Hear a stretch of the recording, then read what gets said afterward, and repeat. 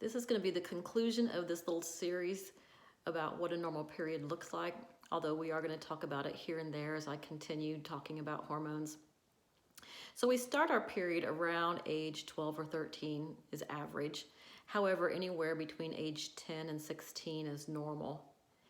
And during those years, our early years, because we're not ovulating every month, so we can't have regular cycles, and sometimes they might be heavier because we're not producing the progesterone that helps to tamp down the growth of that uterine lining, we'll have irregular or heavy periods.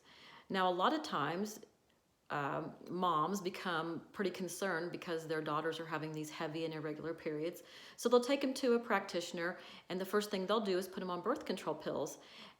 And overall, that's a pretty bad idea, because then the body can't get used to the normal hormones. It can't ovulate because that's what the pill does. It suppresses ovulation. And so then the body is delayed in figuring out what's normal. Now, the reproductive years are typically between age 20 and 45-ish. And the perimenopausal years, so peri means around, so around menopause. Perimenopause usually starts about 10 years before our periods cease. So periods become kind of irregular again, they can become heavy. And again, that's because we don't ovulate every month. And also because of that, our progesterone becomes low, and that's why periods become more heavy. Menopause typically happens between ages 45 and 55, with the average age being right around 50. A premature menopause is said to be before age 40, and a surgical menopause happens at the time the uterus is taken out. Now, if the ovaries stay in, that's not really a menopause, because the ovaries are still producing hormones. They're still working for the most part. And so that's not a true menopause, if you will.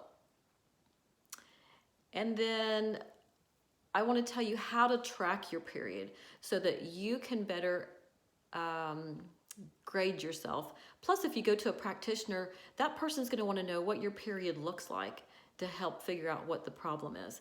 So things that you need to track every month: day one, when you start, how many days are between day one and the next day one, remembering that 21 to 35 days is a normal menstrual cycle, the number of days that you bleed, the amount of blood that you bleed, the amount of cervical fluid that you have. And we've not talked much about cervical fluid, but it's that egg white consistency discharge that you get during certain times of the month, particularly around ovulation.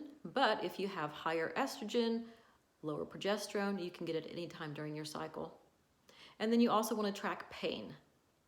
So those are the kinds of questions that I would ask you if you came to see me, so that we can give you a grade on your menstrual cycle.